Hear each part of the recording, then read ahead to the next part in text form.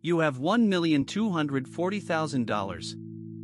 You are standing in the parking lot of a Pilot Travel Center off Route 78 at 2:14 in the morning, wearing a reflective vest with grease under your fingernails, hooking a flatbed chain to a Honda Accord that slid into a guardrail.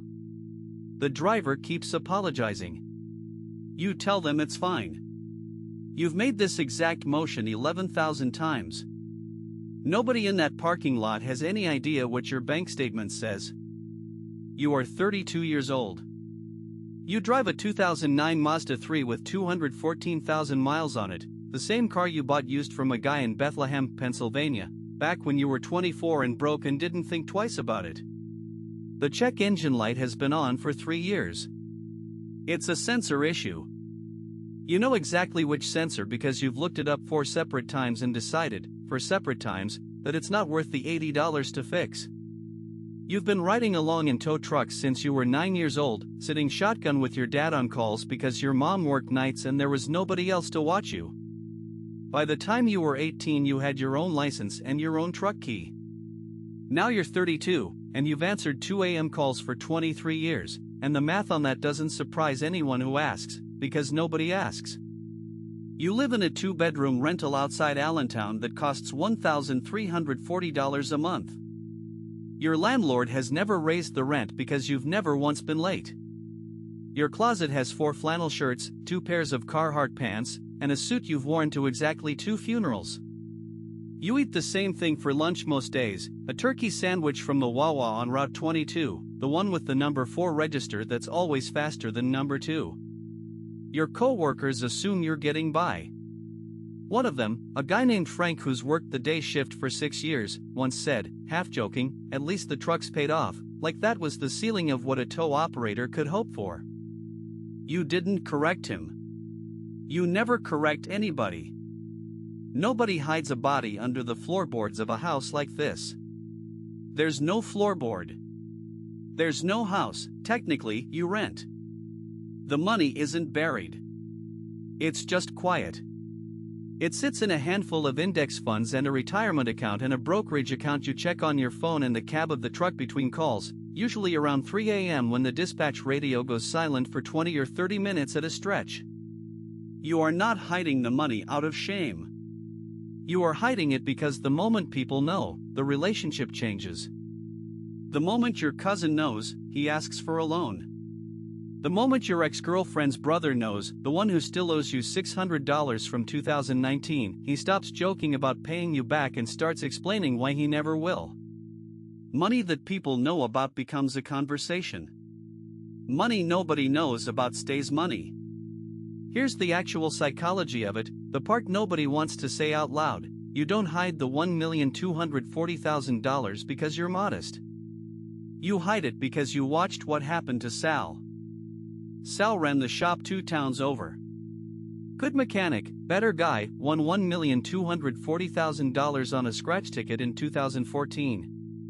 Within 18 months he had a boat he didn't know how to drive, a nephew living in his basement rent-free who never left, and a divorce that took the rest. Sal didn't lose the money to bad luck. He lost it to being seen. Every person who found out he had money found a reason he should give some of it to them, and every reason sounded, in the moment, completely fair. That's the thing people don't understand about money, it's not a number, it's a magnet, and once people know the number, they orient toward it whether they mean to or not. Your uncle starts mentioning his transmission trouble a little more often. Your buddy from high school starts framing every hangout as, "We should invest together." None of them are villains. They're just responding to information the way anybody would. So you don't give them the information. The freedom equation is simpler than people make it. It isn't about yachts or private jets or quitting the job you've had since you were a teenager riding shotgun. It's this: at $1,240,000, at a conservative 4% withdrawal, you could generate roughly $49,600 a year without touching the principal, forever, whether or not you ever answer another 2 a.m. call. That number alone won't buy you a mansion. What it buys you is a different kind of yes and a different kind of no. When dispatch calls you in for a shift on a Sunday, you say yes because you want to, not because the rent is due in 4 days and you're short. When a customer is rude to you on a jackknifed flatbed at 4 a.m. in the sleet, you can be professional without your hands shaking, because that jerk yelling at you cannot actually touch your life. That's the whole trick. Not escape. Insulation. You learned early that most people spend their whole lives negotiating with their bank account, and they don't even realize it's a negotiation. Every purchase, every argument with a spouse about the electric bill, every flinch when the car makes a new noise, that's the bank account talking, and most people never get it to shut up. Money, at your level, isn't about buying things. It's about buying silence. Buying the ability to hear your own thoughts instead of your own fear. You still order the same black coffee at the same gas station on the way to your first call. You still count out exact change sometimes, out of habit, not necessity. The habit outlived the necessity a long time ago, and you've made peace with that. The counting isn't scarcity anymore. It's just who you are. There is nothing dramatic about how you built it. No stock tip, no crypto windfall, no inheritance from an uncle you'd never met. It started on a Tuesday in October, 10 years ago, when you were 22, sitting in the break room of the tow yard eating that same turkey sandwich, and a coworker named Dave, not a financial guy, just a guy who read one book, mentioned that he'd set up an automatic transfer into a Vanguard account so he wouldn't have to think about it. You didn't do anything that night. You didn't do anything the next night either. 9 days later, on a slow Thursday shift with no calls between midnight and 3 a.m., you opened your phone and set up a $200 automatic transfer out of every paycheck into a brokerage account. That's it. That's the entire origin story. No revelation. No moment of clarity under fluorescent lights. Just 40 seconds of actually finishing a task other people talk about and never do. The system that got you to $1,240,000 is boring enough that most people would refuse to believe it works, which is exactly why it works. Nobody's competing with you for it. Every 2 weeks, before you see the paycheck, $200 left. Then $350, once you got a small raise and a second shift differential. Then $500, once the truck was paid off and that monthly payment simply got redirected instead of spent. You put it into 3 total market index funds and left it. You didn't day trade. You didn't chase meme stocks in 2021 when a guy at the yard was bragging about GameStop calls he made $4,000 on and lost $6,000 on 2 weeks later.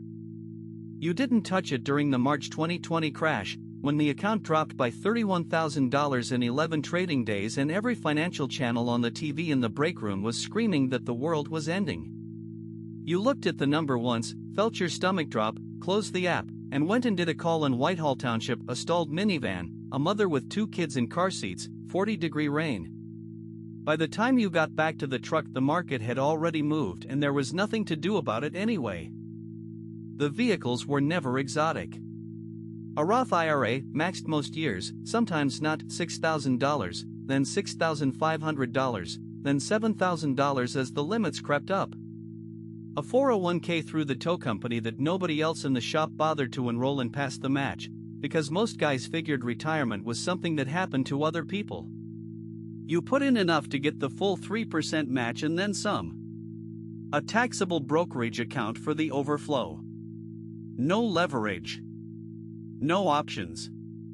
No real estate, even though 2 different guys at the yard tried to get you into house flipping schemes that both ended in liens. You said no to both, politely, and neither of them remembers you said no, because you never made it a debate. Compounding did the rest of the work you didn't have to think about. $200 every 2 weeks for 10 years is $52,000 of your own money. The other $1,240,000 came from the market doing, over a decade, roughly what markets have always done over long stretches, occasionally terrifying, historically upward, while you kept showing up for 2 a.m. calls and never once checked the account more than once a week. The discipline wasn't really discipline. It was closer to indifference. You never developed a taste for things that cost more than a used Mazda and a turkey sandwich, so there was never a war between your spending and your saving. People assume building wealth requires willpower, gritted teeth, some daily battle against temptation. For you, it was closer to just not caring about the things other people cared about. You didn't want the boat. You didn't want the truck with the extended cab and the chrome. You wanted the check engine light to eventually get fixed, someday, when you got around to it, and 10 years later you still haven't gotten around to it, because it turns out not caring about a check engine light and not caring about a leased BMW come from the exact same place in you. The first year was the ugliest, because the first year is always the year where the math looks insulting. $200 every 2 weeks is $5,200 a year, and on a night in February, 10 months in, you sat in the truck at a rest stop off I-78 and pulled up the account and it said $5,340. 10 months of automatic transfers and market gains, and the number looked almost exactly like what you'd put in. It felt, for a few minutes, like the whole thing was pointless, like you were just parking money in a slightly more complicated checking account. You'd skipped things that year. You'd skipped a trip to Myrtle Beach that 3 guys from the yard took in June, telling them you had to cover a shift, which was half true. You'd skipped new tires on the Mazda for 4 months longer than you should have, driving on a set that was legally borderline, because $480 for 4 tires felt like real money measured against a brokerage account that didn't seem to be doing anything. There was a night in August of that first year when the transmission on a customer's truck failed on the shoulder of Route 22 during a thunderstorm, and you got soaked through your jacket hooking the chains, and you sat back in the cab afterward, heater blasting, water running off your hair onto the seat, and genuinely thought about stopping the automatic transfer. Just for a few months. Just to have $200 extra twice a month to actually feel like you were living instead of scraping. You didn't stop it. You don't remember exactly why you didn't. You think it was mostly stubbornness, the same stubbornness that gets you out of bed for a call at 2:40 a.m. in January without complaining to dispatch. You'd said you were going to do the thing, and stopping felt like admitting the first version of yourself, the one who set it up on that slow Thursday shift, was foolish. You didn't want to hand that guy a loss. By November of year 1, your dad, who still worked part-time at the same yard doing dispatch 3 days a week, asked you if you were doing okay, because he'd noticed you'd stopped going out on Friday nights with the crew. You told him you were saving for something. He asked what? You said you weren't sure yet, which was true. You genuinely didn't have a target number. You didn't know about $1,240,000. You didn't know about 10 years.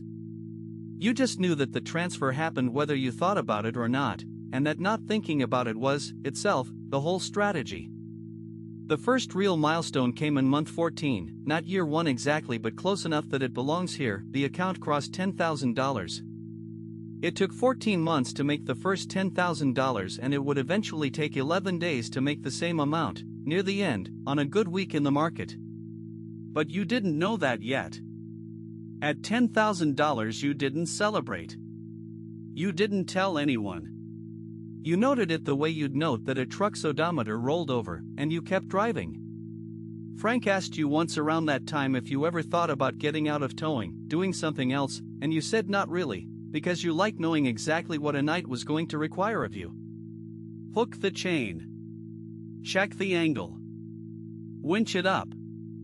There was a cleanness to it that a lot of jobs didn't have, and you weren't in a hurry to trade that cleanness for something uncertain just because your account had a few extra $1,000s in it. By year 5 the number stopped looking like a slow trickle and started looking like something with its own weight.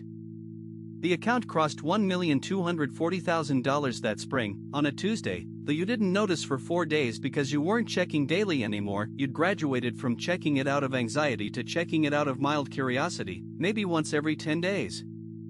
That shift, the stretch between checking it out of fear and checking it out of curiosity, was the real turning point, more than any dollar figure.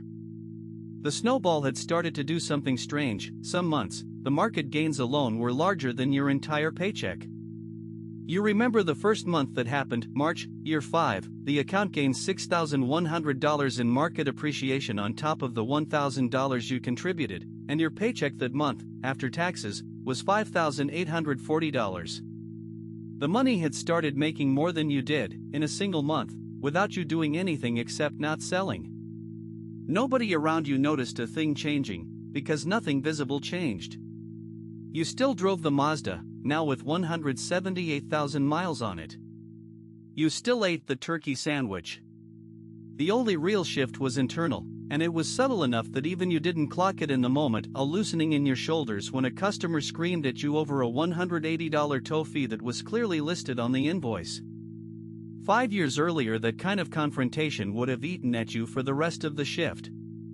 By year 5 you found yourself almost amused by it, not because you'd become a better person, but because the $180 argument had nothing left to attach to. It couldn't touch anything. You paid off the last of a small credit card balance you'd been carrying since your early 20s, not because you needed the cash flow, but because the 22% interest rate finally annoyed you enough to close it out in one transfer without feeling it. Your dad retired from dispatch that year, at 61, with a pension that covered about $1,900 a month and a modest 401k that had maybe $80,000 in it after 30 years in the business. He never asked what you had, and you never told him. Once, over dinner at the diner on Route 22 where you both still went most Sundays, he mentioned being worried about the pension not being enough if his knee surgery got worse. You told him not to worry about it, that you'd help if it came to that. He said he didn't want you spreading yourself thin. You didn't correct the assumption. It was easier, and kinder in its own way, to let him worry a normal-sized amount rather than open a conversation neither of you were ready to have. The internal shift by year 5 was mostly about time, not money. You stopped thinking of the tow job as something you were trapped in and started experiencing it, for the first time since you were a teenager, as something you were choosing. That distinction sounds small. It isn't. The 2 a.m. calls felt different when you knew, with total certainty, that you could stop taking them and still eat, still pay rent, still live exactly the life you were already living, minus the truck and the radio and the chains. You didn't stop. You liked the truck and the radio and the chains. But liking something you don't have to do is a completely different sensation from tolerating something you can't escape, and by year 5 you'd quietly crossed from one into the other without telling a single person it had happened. By year 10, the number was $1,240,000, and you found out on a Wednesday afternoon, sitting in the cab of the tow truck in the parking lot of the same Wawa with the fast number 4 register, waiting for a call that hadn't come in yet. You'd been at $1,240,000 the week before. A good stretch in the market pushed it over the line while you were eating the same turkey sandwich you'd been eating for a decade. You looked at the number for maybe 11 seconds. You did not call anyone. You did not screenshot it. You put the phone in the cup holder, finished the sandwich, and when dispatch radioed a call 14 minutes later, a stalled Corolla on the shoulder near the Lehigh Street exit, you went and did it, same as you would have at $40,000 or $1,240,000. The Mazda now has 214,000 miles and the same unrepaired sensor light. You still live in the 2-bedroom rental, still $1,340 a month, still never late. You didn't buy a house, not because you couldn't, but because the math on renting versus the hassle of ownership never quite tipped for someone who's happy in a place he can leave with 30 days' notice. Frank still thinks the truck being paid off is the ceiling. Your dad still doesn't know the number, and you're not sure he ever will. The only thing that's genuinely changed, the only visible difference between the person who set up a $200 transfer on a slow Thursday shift 10 years ago and the person answering a 2 a.m. call today, is what happens in your chest when the dispatch radio crackles at 2 a.m. in January. It used to feel like obligation. Now it feels like a shift you happen to be working, on a night you happen to be awake, in a life you happen to still like. Nobody at the tow yard knows. Nobody at the Wawa knows.